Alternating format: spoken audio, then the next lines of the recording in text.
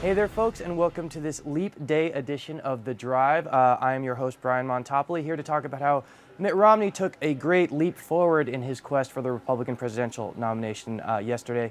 In Michigan, I don't have writers. I came up with that on my own, I promise, and I'm sure you believe it.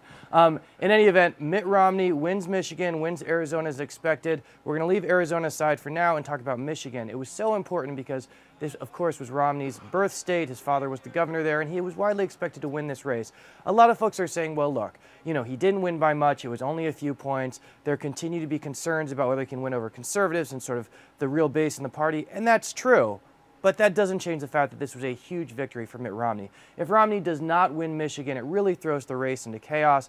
We don't have a clear front runner. Romney is not able to sort of have any momentum going into Super Tuesday when more delegates will be given out than have been given out so far in the entire race. And frankly, it just was a crucial test for him and one that he survived, albeit barely. I agree with what Romney said in his speech, which was, look, we won, we didn't win by a lot, but we won and that's all that matters. And that's frankly true. Let's talk about why he won. First of all, he had more money than Rick Santorum, and that helps. But I also think Santorum essentially handed it to him. In the days leading up to Tuesday, Rick Santorum said a number of just ill-advised things. His views on contraception came under the microscope.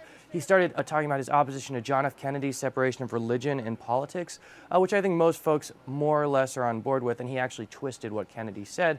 And then he attacked higher education. He said folks who think that everyone should go to college are snobs.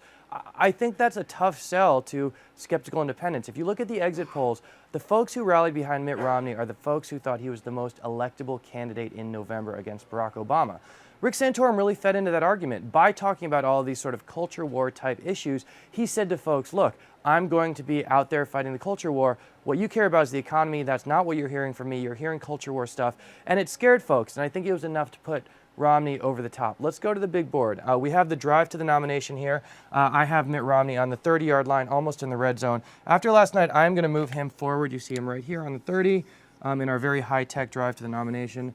I'm going to put him on the 20-yard line, well within field goal range, entering the red zone, and I'm going to push Rick Santorum back a little bit. Now, look, it wasn't a huge loss for Rick Santorum, but it was a huge missed opportunity, and I think it's really going to hurt him. Looking forward at Super Tuesday, we have these big fights in the South. We have three southern states, Tennessee, Oklahoma, and Newt Gingrich's home state of Georgia. Santorum looks good in two of them. Gingrich looks good in Georgia. But what yesterday's results mean is that there's going to be a split, I think, of this conservative vote in the South, and that's good news for Mitt Romney. The key state to watch on Super Tuesday is going to be Ohio. Already there is a ton of ad money being spent. I think they're already up to $5 million in spending in Ohio. This is an important state because it's a huge swing state. You generally don't win the presidential election without Ohio.